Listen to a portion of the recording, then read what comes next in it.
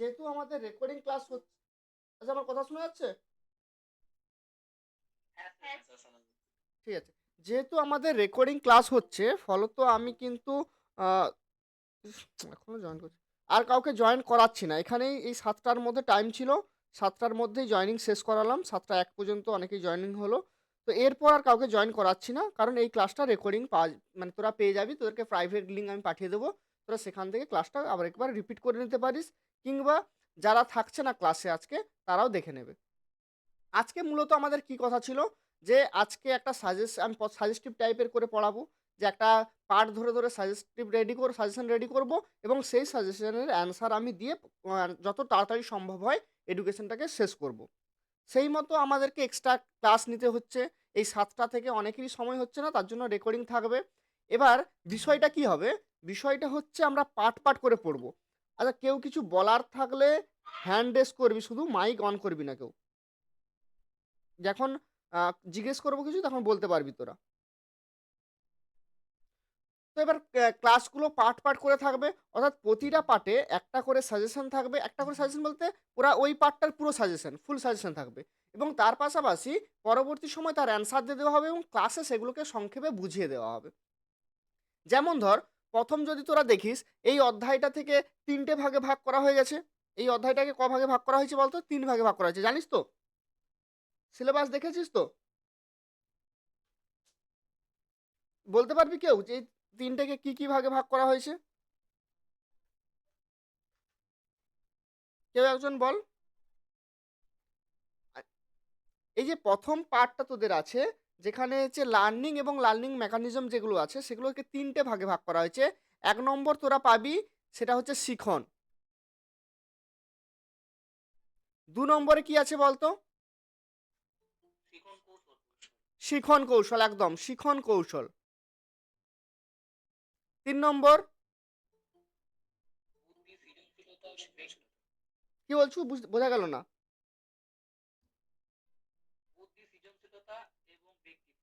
বুদ্ধি, সৃজনশীলতা,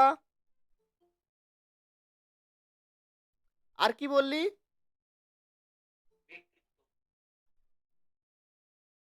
ব্যক্তিত্ব। এই 3টে পার্ট দিয়ে কিন্তু প্রথম যে তোদের এটা আছে সেটা শেষ করা হচ্ছে। তাহলে এই 3টে পার্টের মাধ্যমে আমরা কি করব?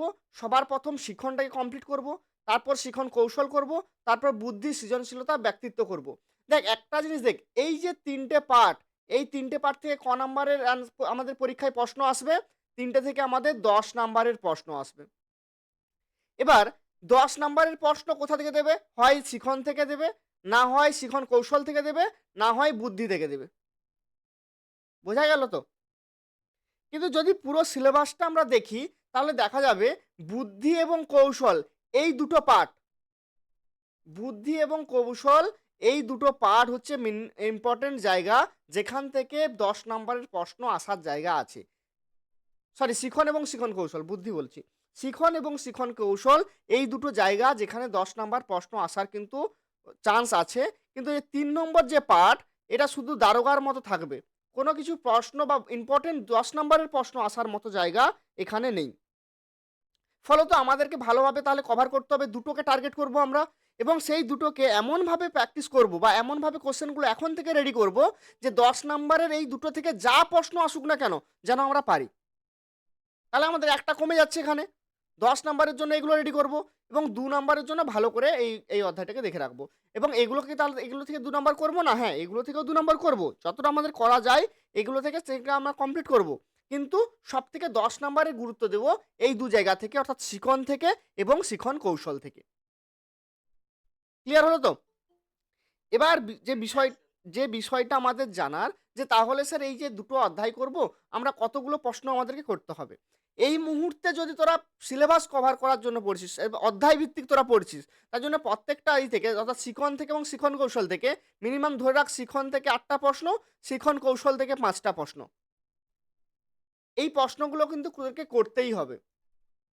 এর থেকে কম প্রশ্ন এখন করা একদমই উচিত নয়। এরপরে যখন ফাইনাল তোরা রেডি হবি, পরীক্ষার জন্য প্রস্তুতি নিবি, তখন এখান থেকে কমে চলে আসবে মাত্র ৪টা প্রশ্ন করতে হবে, এখান থেকে কমে তোদের চলে আসবে ২টো প্রশ্ন করতে হবে। ৪টা ২টো ৬টা প্রশ্ন পড়ে যাবি, এখান থেকে ১০টা ১ নম্বর একটা পেয়ে যাবি। এছাড়াও তোরা যে তোদের রাশিবিজ্ঞানের যে অধ্যায়টা আছে, সেই অধ্যায়টা করে গেলেও সেখান থেকেও তোরা ১০ নাম্বার পেয়ে যাবি। হয় তোরা রাশিবিজ্ঞানের অঙ্কটা সলভ কর, না হলে তোরা এখানে এসে একটা প্রশ্ন অ্যান্সার করে দে।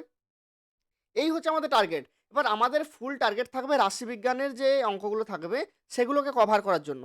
কিন্তু কোনো কারণে যদি এমন প্রশ্ন এসে যায় রাশিবিজ্ঞানের সেই অঙ্কটা তোরা করতে পারবি না, তার জন্য আমাদেরকে প্রস্তুত থাকতে হবে যে এই অধ্যায় থেকে যেই ১০ নম্বরের প্রশ্নটা থাকবে সেই প্রশ্নটা যেন আমরা সুন্দর করে আসতে পারি। কিংবা অনেকের দেখবি ভালো লাগবে হয়তো লেখার জন্য, অনেকে ভালো লাগবে ম্যাথ করার জন্য। তার জন্য যার যেটা ভালো লাগবে সে সেটা করতে পারবি। নিজেদের কাছে একটা তো নিজে থেকে কেন পিছিয়ে পড়বি? একটা স্ট্রং জায়গা রাখতে পারবো আমরা। তাহলে আজকে যেটা আমরা শুরু করব সেটা হচ্ছে শিখন।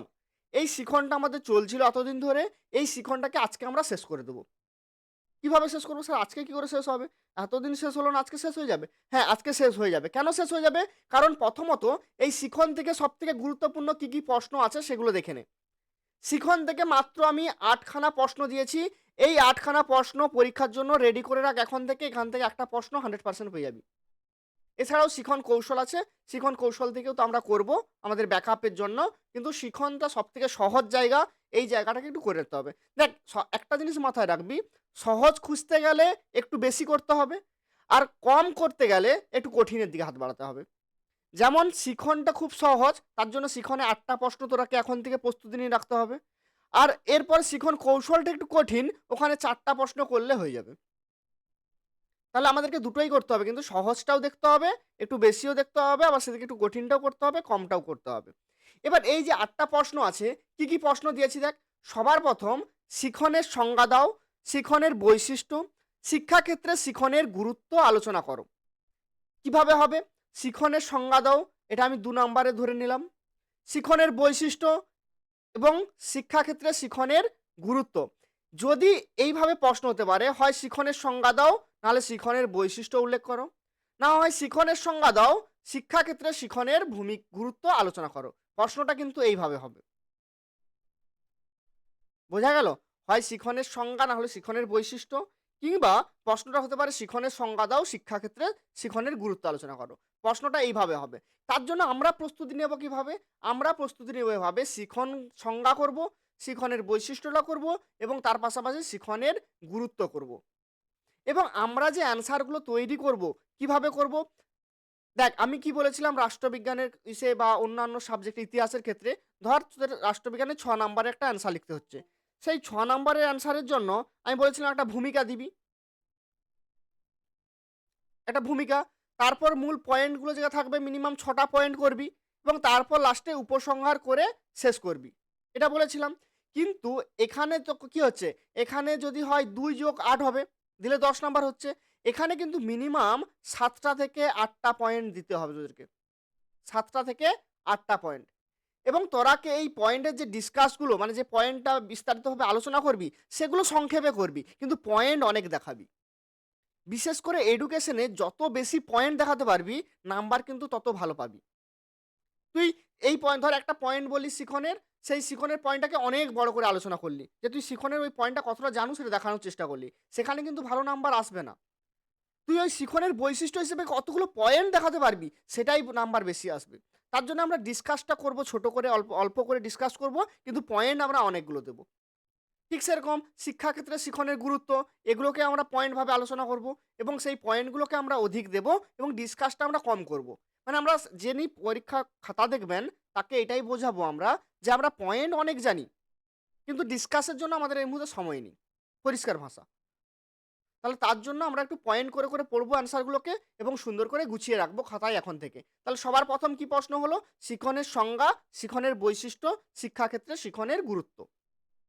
নেক্সট প্রশ্ন, সেটা হচ্ছে শিখন এবং পরিণমনের মধ্যে সাদৃশ্য এবং বৈসাদৃশ্য, অর্থাৎ মিল কি আছে এবং তার পার্থক্যগুলো কি আছে। শিখন পরিণমনের মধ্যে পার্থক্য কি আছে, আর তার শিখন পরিণমনের মধ্যে সাদৃশ্য বা মিলগুলো কি আছে। ক্লিয়ার হলো এটা? তাহলে দুটো প্রশ্ন পেয়ে গেলাম।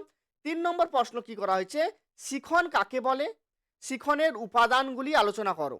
শিখন কাকে বলে, শিখনের উপাদানগুলি আলোচনা করো। তাহলে আমরা এখানে শিখনের বৈশিষ্ট্য পেয়ে গেলাম, শিখনের আমরা শিক্ষাক্ষেত্রে গুরুত্ব পেলাম, এবং এর পাশাপাশি শিখন পরিণমনের বৈশিষ্ট্য পার্থক্যগুলো পেলাম আর সাদৃশ্য পেলাম।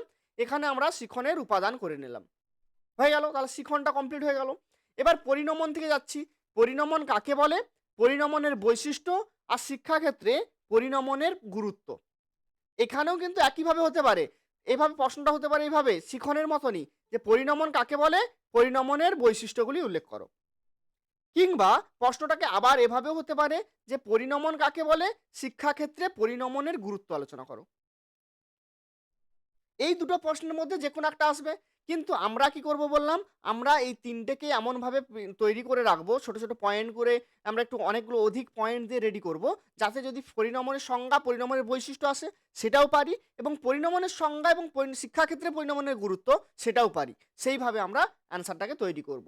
তাহলে পরিণমন থেকে একটা হলো, আর দিকে শিখন পরিণমনের যে সাদৃশ্য বৈসাদৃশ্য ওটা করলেই কমপ্লিট। এরপরে কি যাব আমরা, এরপরে যাব প্রেষণা কাকে বলে, প্রেষণা চক্রের বর্ণনা দাও, শিক্ষাক্ষেত্রে প্রেষণার গুরুত্ব আলোচনা করো। কিংবা এই প্রশ্নটা ঘুরিয়ে হতে পারে, প্রেষণা কাকে বলে, প্রেষণা চক্রের বর্ণনা দাও, প্রেষণার বৈশিষ্ট্যগুলি উল্লেখ করো। এতটাও সহজ আসবে না, যদিও বৈশিষ্ট্য এতটা, এটা একটু বেশি সহজ হয়ে যাচ্ছে প্রশ্নটা। তার জন্য প্রশ্নটা এভাবে হতে পারে, প্রেষণা কাকে বলে 2 নাম্বার, প্রেষণা চক্রের বর্ণনা দাও 2 নাম্বার, শিক্ষাক্ষেত্রে প্রেষণার গুরুত্ব আলোচনা করো 6 নাম্বার। 6 2 2 10 নাম্বার হয়ে গেল। কিংবা তোদেরকে একটু মানে অনেক লেখার জন্য এটাও করে দিতে পারে যে প্রেষণা কাকে বলে, প্রেষণা শিক্ষাক্ষেত্রে প্রেষণার গুরুত্ব আলোচনা করো। মানে আমরা যদি একটাই প্রশ্ন করি, বিভিন্নভাবে যেভাবেই প্রশ্ন ঘুরিয়ে দিক না কেন, আমরা যেন অ্যান্সার লিখে আসতে পারি পরিষ্কার ভাষা।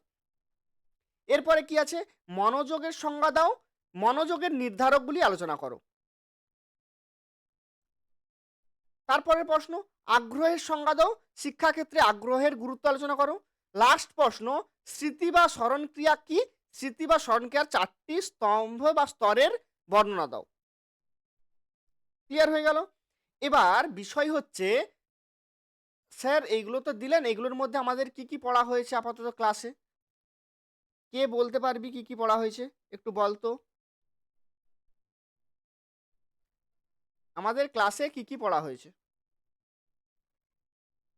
কি রে বল, কেউ শোনা যাচ্ছে? আচ্ছা আচ্ছা, সরি সরি, রে বল, কেউ একজন বলে দে এখান থেকে কি কি পড়া হয়েছে আমাদের। হ্যাঁ অবশ্যই।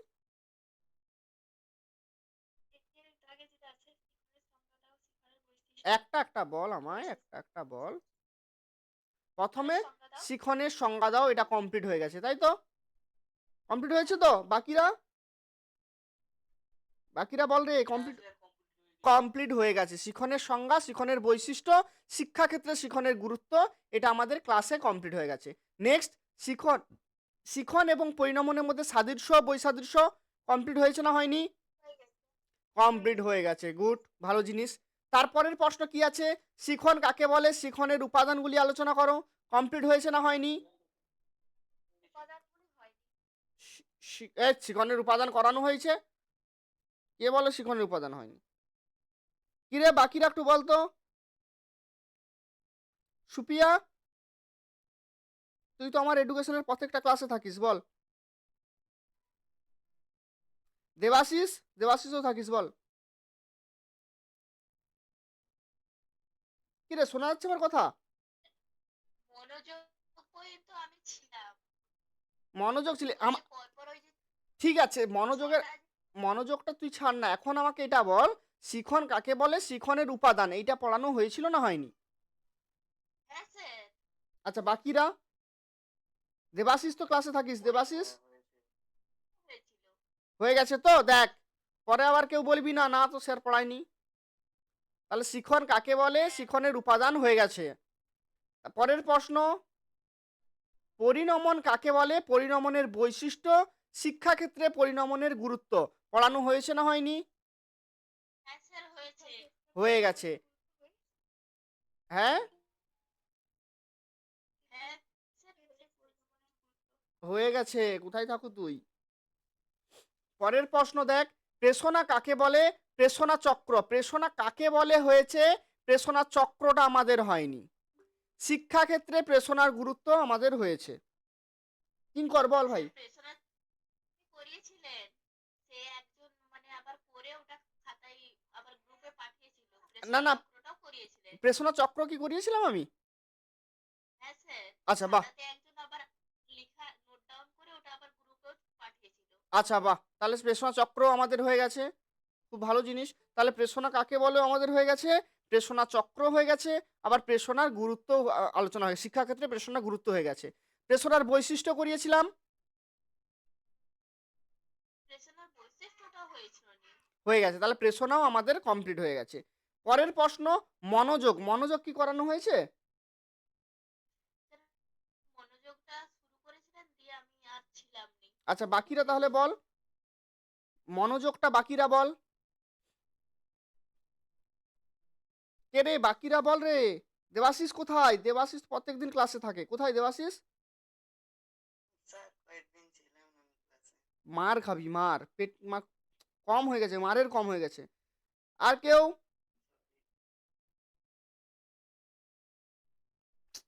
ছি, ছি। ঠিক আছে লে, এটা আমি ধরে নিলাম মনোযোগ বাকি আছে, মনোযোগ বাকি আছে। নেক্সট প্রশ্ন, আগ্রহ। আগ্রহ হয়েছে না হয়নি? আগ্রহ হয়ে গেছে। এখানে উদাহরণ দিয়ে বলেছিলাম বাইক কেনা, আমাদের বাইক কেনা, আইফোন কেনার আগ্রহ আছে, ইচ্ছে আছে, তার জন্য আমরা যে কোনো পরিশ্রম করতে রাজি আছি, বাবা মার কাছে ডেলি গালি খেতে রাজি আছি, এইভাবে তোদেরকে আমি উদাহরণ দিয়ে দিয়ে বলে দিয়েছিলাম। তাহলে আগ্রহ হয়েছে না হয়নি? আগ্রহ হয়ে গেছে। এবার স্মৃতি, স্মৃতি স্মৃতি হয়েছে না হয়নি? হ্যাঁ হয়ে গেছে। স্মৃতিও হয়ে গেছে। স্মৃতি সেখানে 4টি স্তর ছিল, সেই 4টি স্তর বলেছিলাম যে আমরা ধর নতুন একটা জায়গা গেলাম, সেখানে গিয়ে হারিয়ে গেছি, আমরা খুঁজে পাচ্ছি না, বাড়ি আসবো কিভাবে, তার জন্য কিভাবে সেই জায়গাটা সম্পর্কে ধারণা নিতে হবে, কিভাবে সেই জায়গাটাকে পুনরুদ্রেক করতে হবে, কিভাবে প্রত্যাবর্তন করতে হবে, সমস্তটা আমরা উদাহরণ দিয়ে দিয়ে করেছিলাম। মনে পড়েছে? তাহলে শিখন থেকে আমাদের যে সাজেশন আছে, অর্থাৎ ইম্পর্টেন্ট প্রশ্ন আছে, 8টা ইম্পর্টেন্ট প্রশ্ন দিয়েছি, তার মধ্যে থেকে 7টা প্রশ্নই আমাদের হয়ে গেছে, বাকি আছে একটা। বাকি কটা আছে? একটা বাকি আছে। সেটা কি? সেটা হচ্ছে আগ্রহ, মনোযোগের সংজ্ঞা দাও, মনোযোগের নির্ধারকগুলি আলোচনা করো। তাহলে আজকে মনোযোগটাকে নিয়েই পড়িয়ে দিই আমি আজকে। তাহলে কি পড়াবো? আর কোনো বাকি নেই তো? একটু দেখে নে ভালো করে, শুধু মনোযোগ বাকি আছে, ঠিক আছে, তাহলে মনোযোগটাকে নিয়েই আজকে পড়িয়ে দিই। আচ্ছা, আজকে নতুন কে কে আছো ক্লাসে? আজ ক্লাসে নতুন কে কে আছো? অনেক এই ক্লাস। কে? আমিটা কে? নাম বল। ঠিক আছে, আমরা ক্লাসের শেষে একটু কথা বলে নেবো সবাই। আরেকটা কে একজন বললি আমি আছি, তার সঙ্গে আমরা লাস্টে একবার দেখে নেবো কে কে আছিস, একটু পড়িয়ে নিই তারপরে।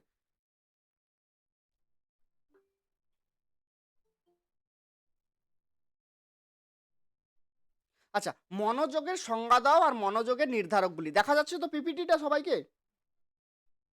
না একটু বড় করবো লেখাটা? লেখাটা বড় করুন। একটু লেখাটা বড় করে দিই। এবার দেখা যাচ্ছে? হ্যাঁ স্যার। আচ্ছা, মনোযোগের সংজ্ঞা দাও এবং মনোযোগের যে নির্ধারকগুলি সেগুলো আমাদেরকে আলোচনা করতে হবে। এর পাশাপাশি, নির্ধারক জানার পাশাপাশি আমরা একটু মনোযোগের বৈশিষ্ট্যও জেনে নেব। কারণ কি? কারণ মনোযোগ বিষয়টা কি সেটাই যদি না ঠিক করে জানতে পারি, মনোযোগের যে মানে যে কোনো জিনিসের তো একটা বৈশিষ্ট্য থাকে, সেটাকে বোঝার জন্য, সেটাকে জানার জন্য, তাহলে সেই বৈশিষ্ট্যগুলো যদি না জানতে পারি।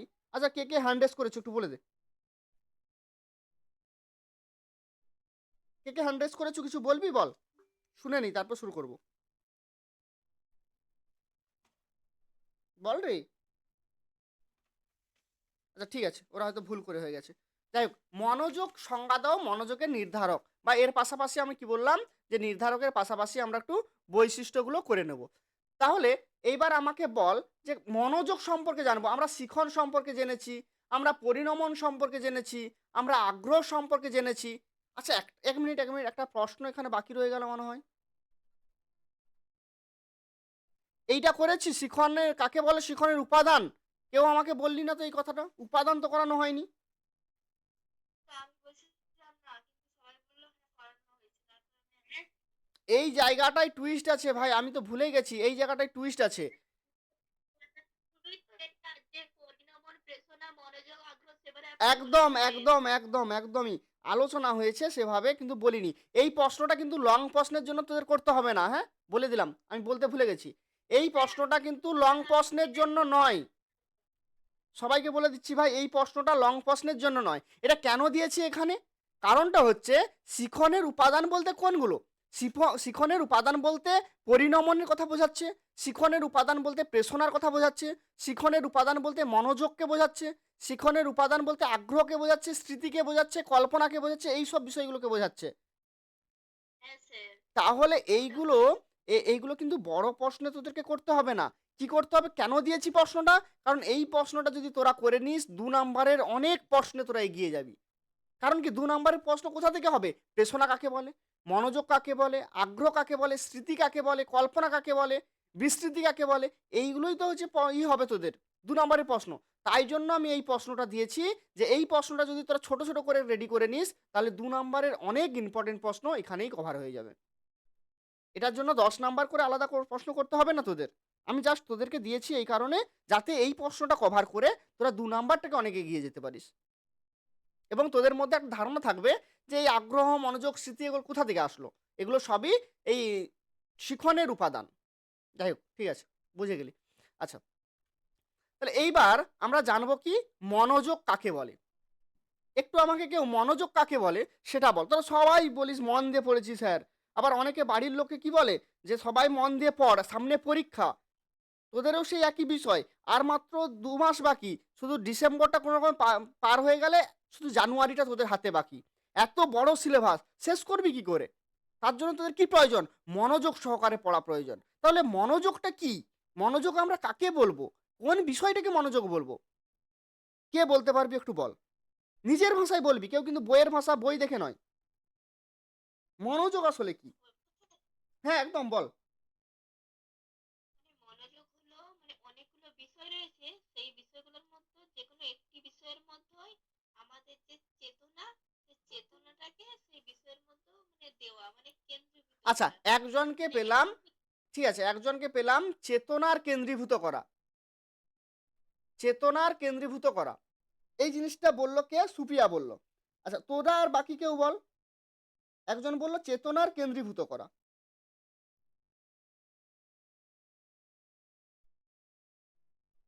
ভাবে কোনো বিষয় সম্পর্কে স্পষ্ট জ্ঞান লাভ, কি বললি, কোনো বিষয়ের,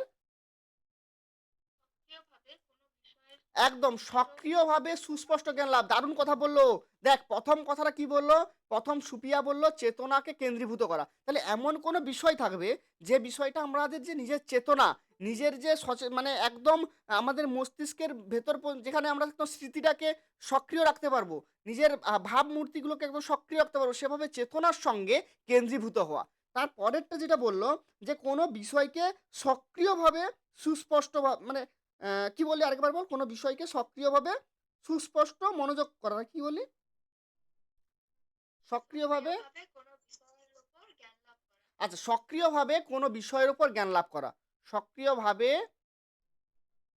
কোনো বিষয়ে জ্ঞান লাভ, দারুণ বলেছে। তাহলে সক্রিয়তা কথাটাকে উল্লেখ করেছে, যে আমরা যখন কোনো কিছু চেতনা আসবে, আমরা যখন কোনো কিছুর কেন্দ্রীভূত জানতে চাই, আমরা যখন কোনো কিছুকে জ্ঞান লাভ করতে চাই, সেই সময় আমাদেরকে কেমন হতে হবে, সেই সময় আমাদেরকে সক্রিয় থাকতে হবে। আমরা ধরছি সাপোজ ধর আমরা রাস্তায় সাইকেল চালাচ্ছি, আমাদেরকে বাড়ি, আমাদের স্কুলে ছুটি হয়েছে, আমাদের বাড়ি পৌঁছাতে হবে, তার জন্য কি করতে হবে, তার জন্য আমরা সাইকেল যখন চালাচ্ছি আমাদেরকে সক্রিয় থাকতে হবে, অর্থাৎ মনোযোগ সহকারে সাইকেল চালাতে হবে। তাহলে এই মনোযোগটা যখন দিতে যাব আমি, তখন আমাকে কি থাকতে হবে, সক্রিয় থাকতে হবে। কিংবা আমাদের আজকের মধ্যে এই অধ্যায়টাকে শেষ করতে হবে। যখন তোদেরকে আমি দিয়ে দিলাম এই 8টা প্রশ্ন, যেভাবে হোক আমাকে রাতের মধ্যে কমপ্লিট করে সকালে মুখস্থ চাই। তাহলে তোরা রাতের মধ্যে করার জন্য কি করবি, বারবার করে পড়বি, এবং সেই সময় পড়ার সময় যদি মোবাইল ঘাঁটিস, বারবার মনে হয় কেউ মেসেজ করছে কিনা, বারবার মনে হয় কেউ কল করেছে কিনা, বারবার মনে হয় রিলসটা আমার আপলোড হলো কিনা, কটা লাইক পড়েছে, তাহলে এইভাবে কি আর তুই কখনো কি এই প্রশ্নগুলো, এত 8টা প্রশ্ন মুখস্থ করতে পারবি? মুখস্থ কখনোই করতে পারবি না। কেন পারবি না? কারণ নিজের মধ্যে সক্রিয়তা নেই। তাহলে মনোযোগ দিতে গেলে কি করতে হবে? আমাদের মধ্যে সক্রিয়তা আনতে হবে। আর এই সক্রিয়তা কিভাবে আনতে হবে? কিসের জন্য আনতে হবে? সক্রিয়তা আনতে হবে কোনো কিছু বিষয় সম্পর্কে গভীর জ্ঞান লাভ করার জন্য। তাহলে মনোযোগটা কি? মনোযোগটা হচ্ছে এমন একটা চেতনা যেটাকে কেন্দ্রীভূত বিষয় পর্যন্ত আমাদের নিয়ে যাবে, কিংবা মনোযোগ হচ্ছে এমন একটা সক্রিয় বিষয় যেই বিষয়ের মাধ্যমে কোনো বিষয়, যে কোনো একটা নির্ধারিত বিষয়কে জ্ঞান লাভের একদম পরম পর্যায়ে নিয়ে যাবে। খুব সুন্দর হলো। আরেকটা কেউ কিছু বল, যদি কারোর মধ্যে কিছু আসে। কেউ আর কেউ? আগ্রহ বৃদ্ধি। হ্যাঁ বল বল, ৩ নম্বর কে কি বললি? আগ্রহ বৃদ্ধি। আগ্রহ বৃদ্ধি। আচ্ছা, আগ্রহ বৃদ্ধি হতেই পারে। যেমন ধর আমার হচ্ছে একটা গাড়ি সাইকেল দিয়ে গেল, ধর একটা গাড়ি গেল কি বলে R15, সরি R15 ধর আমার সামনে দিয়ে একটা গেল। আমার খুব ভালো লাগলো যে আমি ওই গাড়িটা কিনবই কিনবো। আমার মধ্যে আগ্রহ আসলো। কিন্তু ওই কিনবো আমি আগ্রহটা যে নিলাম, তার মধ্যে কি আমি কোনো মানে পড়ায় মনোযোগ দিতে পারবো? কখনো নয়। এই আগ্রহ বৃদ্ধিটাকে মনোযোগের মধ্যে আনাটা একটু মনে হচ্ছে কোথাও খাপ খাচ্ছে না। আচ্ছা, আমরা সহজভাবে যদি আগ্রহ হ্যাঁ বল। মনোযোগের নির্ধারক হতে পারে। নির্ধারক হতে বলেছিলাম পারে, হ্যাঁ আগ্রহ বৃদ্ধি একদমই। নির্ধারক হতে পারে যে আমি মনোযোগটাকে আনার জন্য একটা বিষয় দরকার, একটা আমার কোনো একটা দিক দরকার বা কোনো একটা কারণ দরকার। সেই কারণ হিসেবে কি? কারণ হিসেবে আমার আগ্রহ আসতে পারে। যে আমি হ্যাঁ, এই কি হয়েছে আমাকে বাড়িতে বলে দিল যে তোকে আমি কালকে iPhone কিনে দেবো যদি তুই আজকে ভালো রেজাল্ট এনে দিতে পারিস। তাহলে সেটা কি হচ্ছে, সেই আগ্রহটা নির্ধারক হতে পারে, কিন্তু মনোযোগের সংজ্ঞা হিসেবে এটা প্রযোজ্য হচ্ছে না। ঠিক আছে, তাহলে তোদের যে স্যার ঠিক আছে, স্যার বল বল। মনোযোগের শিক্ষার্থীকে বিভিন্ন বিষয়ে সম্পর্কে আগ্রহ করে তোলে। আরেকবার বল। মনোযোগের শিক্ষার্থীকে বিভিন্ন বিষয়ে সম্পর্কে আগ্রহ করে তোলে, যা অনুরূপভাবে আগ্রহ শিক্ষার্থীদের মনোযোগ করে তোলে। হ্যাঁ, শিক্ষার্থীকে আগ্রহের মাধ্যমে মনোযোগ করা যায়, এটা তো নির্ধারক বললাম তো আমি। যে শিক্ষার্থী মানে মনোযোগ, আগ্রহটা হচ্ছে একটা মাধ্যম, যেই মাধ্যমের দ্বারা শিক্ষার্থীকে আরো গভীর মনোযোগে নিয়ে আসা যায়। যেমন সাপোজ ধর আমি কি বললাম যে আজকের ক্লাসের শেষে মনোযোগের সংজ্ঞা এবং নির্ধারকগুলি যে সুন্দর করে লিখে দিবি, তাকে আমি, যার লেখাটা সব থেকে বেশি সুন্দর হবে, তাকে আমি পদ্মজা যে এই বইটা উপন্যাসটা, সেই উপন্যাসটা গিফট করব। তাহলে কি হলো, তোদের একটা আগ্রহ জাগলো যে এই গিফটটা আমাকে নিতে হবে, আমাকে সুন্দর করে লিখতে হবে। সেই আগ্রহের জন্য তোরা এই মনোযোগের সংজ্ঞা নির্ধারকগুলোকে ভালো করে পড়লি, সুন্দর করে লিখলি, হাতের লেখা সুন্দর করলি। তাহলে সেই ক্ষেত্রে কি হলো, সেই ক্ষেত্রে এটা নির্ধারক হলো একটা, অর্থাৎ মনোযোগকে মানে সাহায্য করছে আগ্রহ এসে। বোঝা গেল তো? তাহলে আমরা এক কথায় কি বলতে পারি? আমরা এক কথায় এটা বলতে পারি যে কোনো বিষয়বস্তু সম্পর্কে সুস্পষ্ট জ্ঞান লাভের উদ্দেশ্যে মনকে নিবিষ্ট করা বা দেহ বা মানসিক যে প্রক্রিয়া, সেই প্রক্রিয়াগুলোকেই মনোযোগের তত্ত্ব বলে করতে পারি, বা মনোযোগকে আমরা মনোযোগের যে ধারণা, সেই ধারণাকে উল্লেখ করতে পারি। এটা বলতে পারি। এবার বিষয় হচ্ছে এই যে মনোযোগ, এই মনোযোগগুলোকে আমরা বুঝবো কিভাবে যে একজন শিক্ষার্থীর মধ্যে মনোযোগ রয়েছে, বা একজন শিক্ষার্থী কি কি বিষয় দ্বারা তার মনোযোগগুলোকে বোঝাতে পারবে, অর্থাৎ সহজভাবে বললে যে মনোযোগের বৈশিষ্ট্যগুলি কি কি। দেখ, প্রত্যেকটা জিনিসের একটা বৈশিষ্ট্য থাকে। জলের বৈশিষ্ট্য কি? বয়ে যাওয়া। তো এই ধরনের মানে প্রত্যেকটা জিনিসের একটা বৈশিষ্ট্য থাকে, যে বৈশিষ্ট্যগুলো দ্বারা আমরা কি করি, আমরা চিনতে পারি সেই বিষয়টাকে আরো গভীরভাবে জানতে পারি। ঠিক সেভাবে মনোযোগের কি কি বৈশিষ্ট্য আছে, যেগুলো দ্বারা আমরা বুঝতে পারবো মনোযোগকে আরো বেশি করে বা আরো গভীরে আমরা জানতে পারবো মনোযোগ সম্পর্কে। কেউ?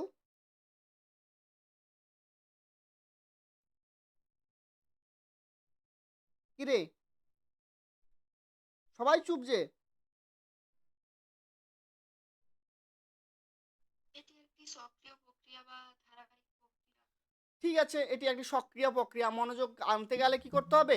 মনোযোগ আনতে গেলে আমাদেরকে সক্রিয় থাকতে হবে, সক্রিয়ভাবে ধারাবাহিকভাবে একের পর একটা জিনিসের উপর আমাদেরকে মানে নিজস্ব হতে হবে, যার জন্য কি হবে, আস্তে আস্তে করে আমরা মনোযোগগুলোকে আরো মানে যে কোনো বিষয়ের সম্পর্কে আরো বেশি গভীরভাবে মনোযোগ দিতে পারবি। ঠিক আছে, একটা হলো সক্রিয়ভাবে। Second point. লক্ষ্যবস্তু স্থির করতে হবে।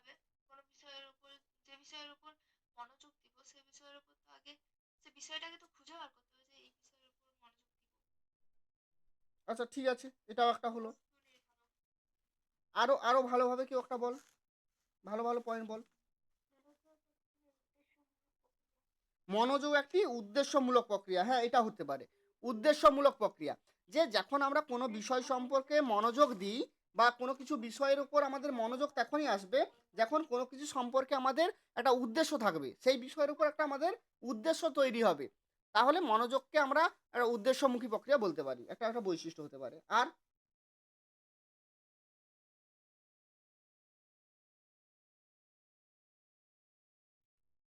আগ্রহ সৃষ্টি করে। বল। কি অস্থায়ী প্রক্রিয়া? হ্যাঁ, মনোযোগ অস্থায়ী অস্থিয়া প্রক্রিয়া। প্রক্রিয়া। দারুণ, খুব সুন্দর বললি। এগুলো কোনো বইয়েও দেওয়া নেই, দারুণ বলছো কিন্তু। মনোযোগ অস্থায়ী মানে অস্থায়ী, স্থায়ী নয়। যে কোনো কিছু ধর আমি পড়াই মন দিলাম, আমি 5 মিনিট পড়ছি, 5 মিনিট পড়ার পর হঠাৎ করে বোন আসলো, বোন এসে বললো জানো বাবারা খাবার এনেছে, ছুটে চলে গেলি, তাহলে সে যেই সময় মনোযোগ দিয়ে পড়ছিলি ওই ওই বিষয়টার জন্য কি হলো, মনটা কি সেভাবে আর থাকলো পড়ার প্রতি? থাকলো না। তার জন্য মনোযোগ কি হয়, সবসময় পরিবর্তন হতে পারে, তার জন্য মনোযোগ অস্থায়ী প্রক্রিয়া। খুব সুন্দর। আর কেউ?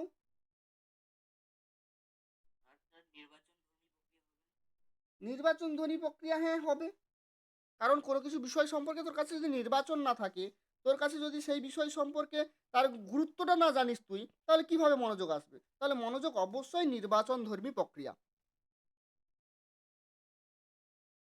কারণ কি, দেখ সাপোজ ধর আমি বলে দিলাম যে আমি আজকে আইফোন কিনব, কাল আমাকে আইফোনের জন্য আমাকে কিছু টাকা জমা করতে হবে। প্রথমে আইফোন আমি চয়েস করলাম, তারপর হয়ে গেল কি না আইফোন R1-এর জন্য টাকা জমা করব, R1 গেলাম, না R1 নয় মার্সিডিজের জন্য আমি টাকা জমা করব। তাহলে এভাবে যদি অনেক একাধিক আমাদের মধ্যে একটা বিষয় চলে আসে, তাহলে সব কিছুর প্রতি কি আমি মনোযোগ করতে পারবো কখনো?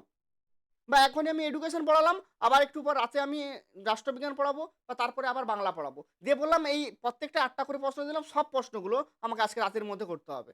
তাহলে তুই এডুকেশনের 8টা প্রশ্ন, পলিটিক্যাল সায়েন্সের 8টা প্রশ্ন, বাংলার 8টা প্রশ্ন, সব প্রশ্ন একসঙ্গে আমাকে মুখস্থ করে দিতে পারবি?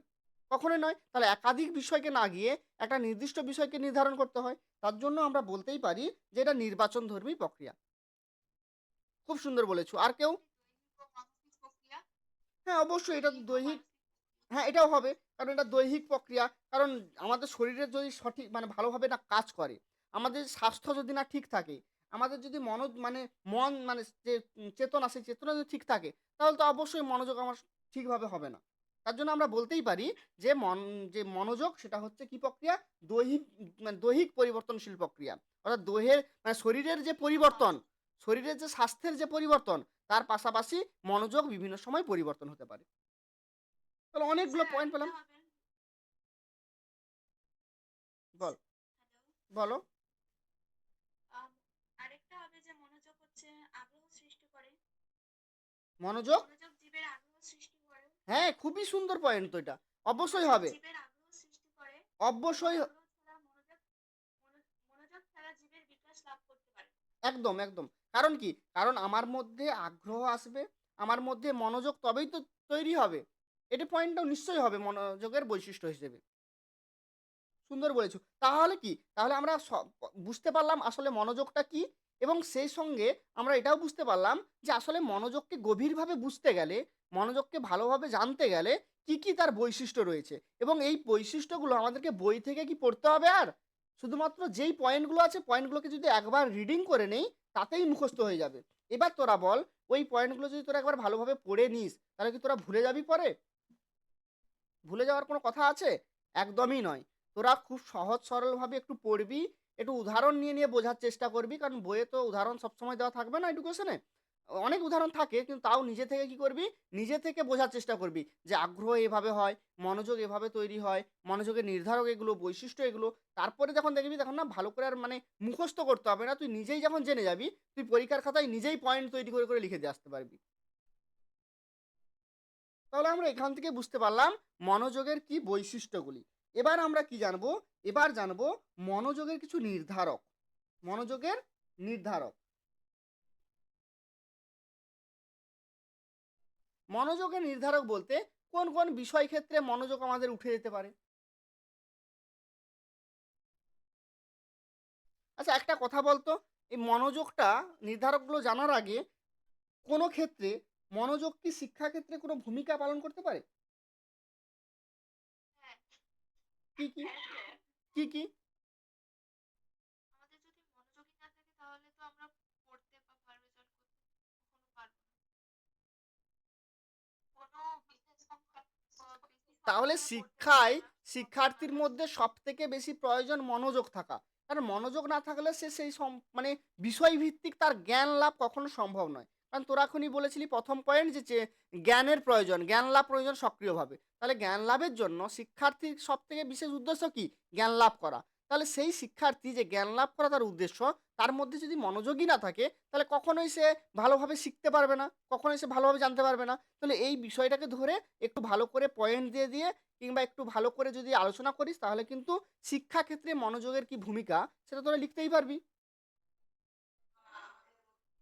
নিশ্চয়ই পারবি। ঠিক আছে, এবার আমরা জেনে নেব এই যে মনোযোগের আসলে নির্ধারকগুলি কি। নির্ধারক বলতে কি বোঝায়? নির্ধারক বলতে শর্ত বোঝায়, যে কোন কোন বিষয়ে বা কোন কোন শর্তে যে মনোযোগগুলি তৈরি হয়ে থাকে।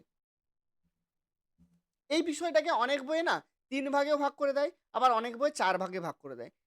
তো তোরা যেটা করবি সেটা সবসময় ৩ ভাগ করবি, কারণ যত বেশি করতে যাবি তত তোদেরকেই পরিশ্রম করতে হবে। তাই জন্য মনোযোগের যে নির্ধারকগুলিকে বা শর্তগুলিকে ৩ ভাগে ভাগ করে আলোচনা করবি। কি কি? ১ নম্বর কি হতে পারে? ১ নম্বর হতে পারে বস্তুগত,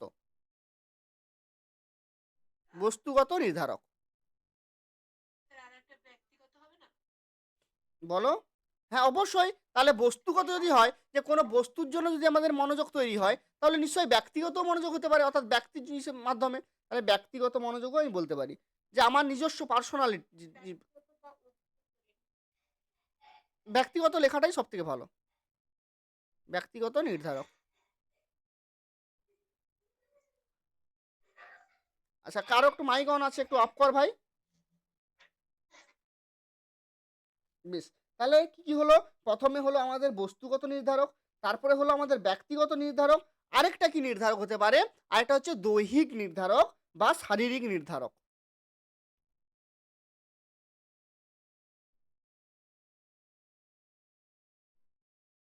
আচ্ছা, পুরো পিপিটিটা দেখা যাচ্ছে তো সবার?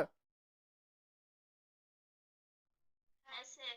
আচ্ছা, একটু আমি আসলে তো মানে পেন ট্যাবের মাধ্যমে লিখি, গ্রাফিক ট্যাবলেটের মাধ্যমে, তার জন্য একটু লেখাটা কিন্তু যথেষ্ট খারাপ। হ্যাঁ, কেউ আবার কিছুই করিস না, মানে একটু না বুঝতে পারলে আমাকে বলবি। তাহলে আমাদের যে নির্ধারকগুলো, অর্থাৎ মনোযোগের যে নির্ধারকগুলো, সেগুলোকে কিভাবে ভাগ করতে পারি? ৩ ভাগে ভাগ করে আমরা আলোচনা করতে পারি। একটা হচ্ছে বস্তুগত নির্ধারক, একটা হচ্ছে ব্যক্তিগত নির্ধারক, আরেকটা কি? দৈহিক নির্ধারক। বস্তুগত নির্ধারক বলতে কোনগুলোকে বোঝাবে?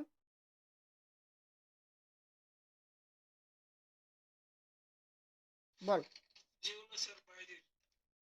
যেগুলো বাইরের কিংবা কি বলবো কোনো বস্তু দ্বারা আমাদের মনকে আকৃষ্ট করবে, আমাদের মনকে সেই দিকে আগ্রহের দিকে নিয়ে যাবে, তার প্রতি আমাদেরকে নিবিড় একটা তীব্রতা তৈরি করবে, সেইগুলোকে আমরা কি বলবো? বস্তুগত নির্ধারক। যেমন একটা উদাহরণ দে তো। যেমন দেখ, এখানে কি হচ্ছে, কালো পুরো পিপিটিটা কালো আছে, কালোর ওপরে আমি সাদা লিখছি, খুব সুন্দর লাগছে। কিন্তু আমি কালোর ওপরে যদি আমি এইটা দিয়ে লিখি, ভালো লাগবে? না। একটু অস্পষ্ট মনে হবে, যেন বোঝা যাচ্ছে না, যেন আবছা হয়ে যাচ্ছে।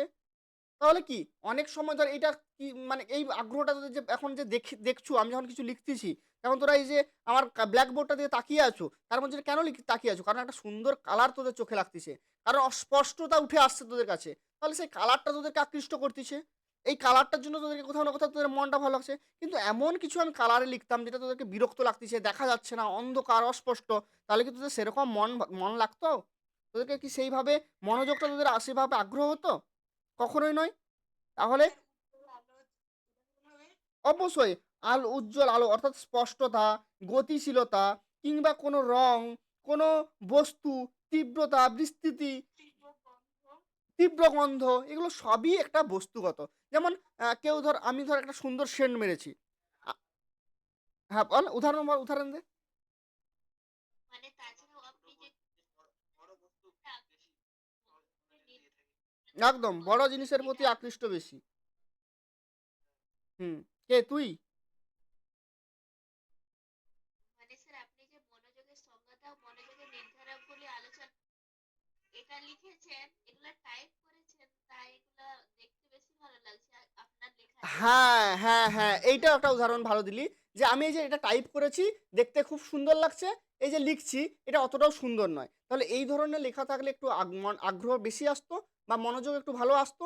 এই ধরনের লেখার জন্য একটু হলেও মনোযোগটা আমাদের কমে যাচ্ছে। বা আমি এই যে পড়াচ্ছি, তোদেরকে উদাহরণ দিয়ে বোঝাচ্ছি, খুব সুন্দর শুনতে খুব ভালো লাগছে। কিন্তু যদি আমি পুরো রিডিংয়ের মতো পড়তে থাকতি, রিডিংয়ের মতো পড়তে থাকতি, তাহলে কি সেইখানে তোদের সৌন্দর্যতা আসতো পড়ার বা মনোযোগটা ততটা লাগতো যেভাবে এখন লাগছে? কখনোই নয়। তাহলে মনোযোগের এই বিষয়গুলোকে আমরা কি ধরনের নির্ধারক বলবো? এই বিষয়গুলোকে আমরা বস্তুগত নির্ধারক বলবো। যখন আমরা নির্ধারকগুলোকে আলোচনা করব, ৩ ভাগে তো ভাগ করব। এবার ৩ ভাগের মধ্যে আমরা একটা করে পয়েন্ট দেবো। প্রথমে বস্তুগত নির্ধারক এবং এই বস্তুগত নির্ধারকের ১ নম্বর পয়েন্ট, ২ নম্বর পয়েন্ট, ৩ নম্বর পয়েন্ট, ৪ নম্বর পয়েন্ট এভাবে করব। আবার ব্যক্তিগত নির্ধারক, সেখানে আবার ১ নম্বর পয়েন্ট, ২ নম্বর পয়েন্ট এরকম করব। একটা জিনিস মাথায় রাখবি, তোরা এই জিনিসটা অনেকেই জানিস নি, আমি জানি। সেটা হচ্ছে ধর, এই প্রথমে আমরা নির্ধারক হিসেবে ১ নম্বর পয়েন্ট দেখালাম ৩ টে ভাগ। আমি বললাম যে ৩ টে ভাগ, নির্ধারকের ৩ টে ভাগে ভাগ করব আমরা। ১ নম্বর, ২ নম্বর, ৩ নম্বর। এখানে কিন্তু আমরা ১, ২, ৩ করে দিয়েছি। আবার যখন পয়েন্ট করবি, কেউ কিন্তু ১, ২, ৩ দিবি না এভাবে। যদি একবার এখানে 1, 2, 3 ইউজ করিস, তাহলে এখানে এ, বি, সি এটা ইউজ করবি। কিংবা রোমান ওয়ার্ডে 1, 2, 3 এভাবে ইউজ করবি। অর্থাৎ ১ নম্বর দেওয়ার পর ঘুরে আবার ১, ২, ৩ করা যাবে না। এটা ভুল প্রসেস। এটা আমরা অনেক সময় করে দেই, আবার স্যারেরাও ঠিক চিহ্ন দিয়ে পার করে দেয়। কেউ কিন্তু সেভাবে ধরে বলেনি। কিন্তু এই প্রসেসটা একদম ভুল প্রসেস। এভাবে কেউ করবি না কখনো। এভাবে বস্তুগত নির্ধারক লিখলি ১ নম্বর পয়েন্ট এটা। এর আবার সাব পয়েন্ট এ, বি, সি, ডি এভাবে কর কিংবা রোমান ওয়ার্ডে কর। তাহলে এইভাবে প্রথমে বস্তুগত নির্ধারকগুলো তোরা নিজে থেকে লিখতে পারবি। কিভাবে রং, তারপর স্পষ্টতা, আলো, তারপর হচ্ছে মানে যে কোনো পার্থক্য, যে কোনো গতিশীলতা, তীব্রতা, এগুলোকে কিভাবে যেন শব্দ, সুর, এগুলোকে আমাদের কিভাবে মনোযোগ তৈরি হয়। তাহলে এগুলো হচ্ছে সব কি ধরনের নির্ধারক? এগুলো কি ধরনের নির্ধারক? বস্তুগত নির্ধারক। এরপরে কি? ব্যক্তিগত নির্ধারক। যেমন আমি R15 কিনবো, আমার R15 এর প্রতি প্রচুর আগ্রহ আছে। তার জন্য আমি মনোযোগ সহকারে পড়াশোনা করছি যাতে আমার ভালো রেজাল্ট হয়। আমাকে বাবা বলল যে এইচএসে এবার তুই ভালো রেজাল্ট করে আমার হাতে রেজাল্ট দে, তাহলে তোকে আমি মোবাইল কিনে দেবো। কি মোবাইল? না OnePlus বা iPhone। তুই তার জন্য, সেই বস্তুর জন্য আগ্রহ তৈরি হলো তোর মধ্যে, তুই প্রচুর পড়াশুনো করলি। তাহলে এটা হচ্ছে কিগত নির্ধারক? এগুলো সব ব্যক্তিগত নির্ধারক। তাহলে আমরা কি কি ব্যক্তিগতের মধ্যে আনতে পারি? ব্যক্তিগতের মধ্যে ১ নম্বর আনতে পারি আগ্রহ। ২ নম্বর আনতে পারি আমার কোনো কিছু, সেই আগ্রহ থেকে আমার চাহিদা জাগলো। তাহলে সেই চাহিদা একটু আমি পড়িয়ে দিই, তারপরে আমি আবার জিজ্ঞেস করবো তোদেরকে। কারণ অনেকটা হ্যাঁ বল। হ্যাঁ, খুব সুন্দর। এটাও বলতে পারো অভ্যাস। এটা আমার মাথায় ছিল না। এটা আমি বলতামই নি হয়তো। তাহলে অভ্যাস, যে আমি দিন, দিন অভ্যাস করে আমার মধ্যে কি হচ্ছে? একটা প্র্যাকটিস আছে। তোরা এখানে অনেকেই আছিস যারা চুপচাপ মাইক বন্ধ করে চুপচাপ বসে আছিস। স্যার যা বলছে চুপচাপ শুনি। কে স্যার প্রশ্ন করলেও চুপচাপ থাকবো, কিছু বলবো না। কেন বলছিস নি? কারণ তোদের মধ্যে সেই অভ্যাসটা নেই। তোরা হয়তো নতুন ক্লাস করছু, কিংবা তোরা কখনো কোনো ক্লাসে রেসপন্স করিসনি, কিংবা ক্লাসে তোরা চুপচাপ শান্তশিষ্টভাবে থাকতে পছন্দ করিস। ওইটা করতে তোদের অভ্যেস হয়ে গেছে। কিন্তু যারা বারবার কোনো কিছু জিজ্ঞেস করলে স্যার ঠিক জানু ভুল জানু রেসপন্স করে দিচ্ছে। কোনো কিছু আমাকে বলতে দিচ্ছে নি, একবারে সে আগে থেকে বলেছে স্যার এটা। তাহলে তাদের কি হচ্ছে? তারা বলতে না তাদের একটা অভ্যাস হয়ে গেছে। সে ভুল বলুক ঠিক বলুক সে বলবেই। কখন বলতে হবে না বলতে হবে সেটা ঠিক আসুক না বলবেই। তার মানে কি? তার মানে একটা অভ্যাসও আমাদের কি করে? মনোযোগ সৃষ্টি করে। এই যে তোদেরকে আমি সবাইকে বলতে সুযোগ দিচ্ছি, সবাইকে জিজ্ঞেস করছি, সবাই নিজের মতো করে উদাহরণ দিচ্ছু। সেই নিজের মতো উদাহরণটাকে আমি বৈশিষ্ট্যের মধ্যে, আগ্রহের মধ্যে, ইসের মধ্যে ইনপুট করছি এবং তোদেরকে জানাচ্ছি যে এটা হবে কিনা, যদি এটা হয় কেন হবে, যদি এটা না হয় কেন হবে না। তাহলে এই যে বিষয়গুলো আসছে, এগুলো কি হচ্ছে? এগুলোর মধ্যে তোদের একটা মনোযোগ তৈরি হচ্ছে। তুই একটা বুঝতে পারছো কিনা তুই নিজে থেকেই। আবেগেও হবে, অবশ্যই আবেগ হবে। আ- একদম এগুলো প্রত্যেকটাই হবে। তার মানে তোরা খুব সুন্দর মতো বুঝতে পারছো। একদমই। স্যার, বলছি সেন্টিমেন্ট ব্যাপারটা কি? কি কি কি কি ব্যাপারটা? সেন্টিমেন্ট মানে ইনসাল্ট করলাম, ধর তোকে ধর ইনসাল্ট করলাম, সুপিয়া আমাকে একটা কিছু বললো, এক্ষুনি ধর ফেটে বললে মারবো চড় না উল্টো পাল্টা বলা বন্ধ করে দেবো একদম। ক্লাসটা পড়াচ্ছি আগে ভালো করে শুন না, তারপরে বলবি। এই ধরনের ধর তোকে আমি ল্যাঙ্গুয়েজ ইউজ করে দিলাম। তাহলে কি তুই পরের বারে আমাকে বলতে আসবি? কিংবা আজকে ধর কোনো একটা নতুন ছেলে আসলো, সে এখন এই মুহূর্তে জয়েন হয়ে বলল, স্যার কি পড়াচ্ছেন, কি সাবজেক্ট? তাকে আমি বলে দিলাম, বেকার জানিস নি তো কেন জয়েন হয়েছিস বেকার ক্লাসে? সে ধর সেখান থেকে কিক হয়ে চলে গেল। তার মানে কি, তার মধ্যে একটা সেন্টিমেন্টে আঘাত হলো। তাহলে সেন্টিমেন্টে আঘাত হলে সে কি চাইবে না স্যারের ক্লাসটাই আমি করতে থাকি? কখনো চাইবে না। তার মধ্যে সেন্টিমেন্টটা এই জিনিসটা মানে এক প্রকারের কি বলবো, এক প্রকারের মান সম্মান, আত্মসম্মান। তাহলে হলো, তাহলে আমরা বুঝতে পারলাম তাহলে ব্যক্তিগত নির্ধারক কিভাবে লিখবো সেটাও বুঝতে পারলাম, আমরা বস্তুগত নির্ধারক কিভাবে হবে সেটাও লিখতে পারলাম। এবার আমরা জানবো দৈহিক নির্ধারক বা শারীরিক নির্ধারক বা দৈহিক ক্ষেত্রে কোন কোন বিষয়গুলোর মাধ্যমে আমাদের মনোযোগ তৈরি হবে। শারীরিক পরিবর্তন হতে হ্যাঁ, আবার সুস্থতা। তো শারীরিক পরিবর্তন হতে পারে। শারীরিক পরিবর্তন, দৈহিক সুস্থতা, দৈহিক ভঙ্গিমা, ঠিক আছে, এগুলো সবই কি হতে পারে, এক একটা দৈহিক নির্ধারকের মধ্যে আসতে পারে। ব্যক্তিগত অভ্যাস হতে পারে। কি হতে পারে? ব্যক্তিগত অভ্যাস। ব্যক্তিগত অভ্যাস হতে পারে, কিন্তু এটাকে না একটু মানে হতে পারে, না নয়। ব্যক্তিগত অভ্যাস করে যে আমরা তো আগেই বলে দিয়েছি, তার জন্য এটাকে মানে ইসের মধ্যে আনাটা মনে হয় ঠিক হবে না। কারণ দুবার অভ্যেস অভ্যেস চলে আসলে কেমন একটা শোনাবে, মানে কেমন একটা লাগবে নিজেকে, যে একবার আমরা অভ্যেস পয়েন্ট করে দিয়েছি, আবার যখন ব্যক্তিগত অভ্যেস করতে যাবো পয়েন্টটা কেমন একটা লাগবে। অবশ্যই হবে, 100% হবে, কিন্তু একই জিনিস একই পয়েন্ট বারবার রিপিট করলে স্যার হয়তো ভাববে যে বারবার একই পয়েন্ট রিপিট করে করে মনে হয় আমাকে বোকা বানাচ্ছে। তো তার জন্য করতে যাস না, কিন্তু যদি আগের পয়েন্ট না দিয়ে থাকিস তাহলে দৈহিক নির্ধারকের মধ্যে অবশ্যই হবে ব্যক্তিগত অভ্যেস, কারণ আমরা একবার অভ্যেস করে নিয়েছি পয়েন্টে। খুব সুন্দর হলো। তাহলে আমরা যদি এই 3টে পয়েন্ট থাকে, পারবি না পারবি নি তোরা? হ্যাঁ, পারবো। কার কার বুঝতে কষ্ট হলো বল? আজকে তাহলে কি কি আলোচনা হলো, কি কি জানলাম আমরা? প্রথমে জানলাম মনোযোগের সংজ্ঞা, জানলাম মনোযোগের বৈশিষ্ট্য, জানলাম শিক্ষাক্ষেত্রে মনোযোগের ভূমিকা কি সেটাও আমরা সংক্ষেপে জেনে নিলাম। আমরা নির্ধারকের শর্ত বা মনোযোগের শর্ত বা মনোযোগের নির্ধারকগুলোও জেনে নিলাম। তাহলে এতগুলো জিনিস আমরা মনোযোগ থেকে যেই ধরনের বিষয় আসুক না কেন সবটাই জেনে নিলাম। কার কার কঠিন লাগলো বল এবার আমাকে? স্যার পরীক্ষা যদি এটা করে না, আহা, যে দেখবি তুই, ওটা তুই তুই নিজেই ভুল করে আসছু দেখবি। না স্যার, না স্যার, এটা হবে। এত কষ্ট করছি তোদের জন্য, এক্সট্রা ক্লাস নিচ্ছি, ডিউটি থেকে এসে একটু রেস্ট না নিয়ে তোদের জন্য বসে আছি।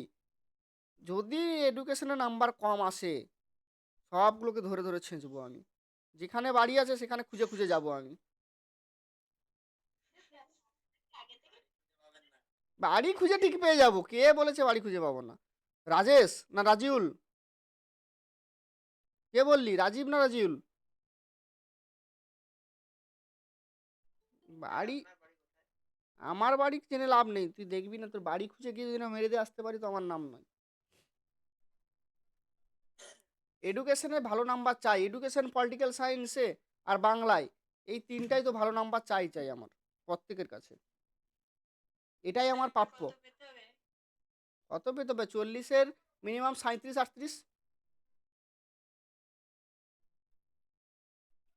সুন্দরভাবে হবে, কোনো সমস্যা নেই।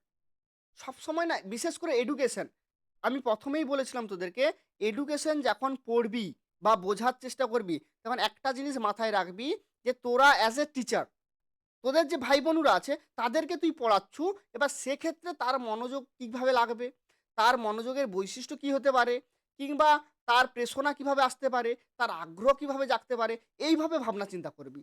এবং সেইটা ভাবতে ভাবতে তুই পয়েন্ট বের করার চেষ্টা করবি যে সে কী কীভাবে এই বিষয়গুলোকে উপস্থাপন করবে। সব সব সময় এডুকেশনের যত প্রশ্ন আছে তুই যখনই পড়তে যাবি, মুখস্থ করতে যাবি, তখনই তোরা কি করবি বলতো, সব সময় ভাববি যে তুই টিচার, বাকি তোর যে ভাই বোনরা তারা স্টুডেন্ট, তাদেরকে তুই কিভাবে এই জিনিসটা বোঝাবি, দেখবি পুরো অ্যান্সারটা তোর কাছে চলে আসবে। গ্যারেন্টি দিচ্ছি, এই জিনিসটা কেউ শেখাবে না তোদের, এই জিনিসটা কেউই বলবে না। আমি বলছি তোরা প্রত্যেকটা অ্যান্সার একবার মিলিয়ে দেখবি এভাবে পড়ে, যদি না সমস্ত অ্যান্সার তোদেরকে ইজি মনে হয় তো আমার নয়, যা বলবি সেটাই শুনে নেবো যদি না ইজি মনে হয়। স্যার বলছি বৈশিষ্ট্যটা আরেকটু বুঝিয়ে দিলে ভালো হতো।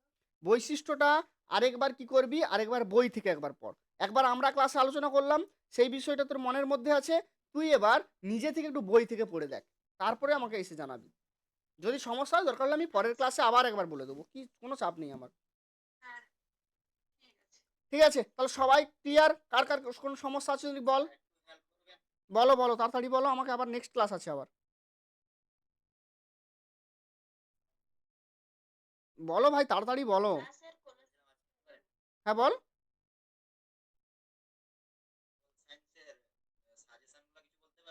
পল সায়েন্সের সাজেশন অলরেডি আমাদের গ্রুপে দেওয়া আছে, অলরেডি আমাদের গ্রুপে দেওয়া আছে। ইউনিট 1-এর দেওয়া আছে, ইউনিট 4-এর দেওয়া আছে, ইউনিট 3-র দেওয়া আছে, ইউনিট 5-এর দেওয়া আছে। সাজেশন অধ্যায় ভিত্তিক সাজেশন দেওয়া আছে। তোরা একবার ভালো করে গিয়ে গ্রুপটা দেখ।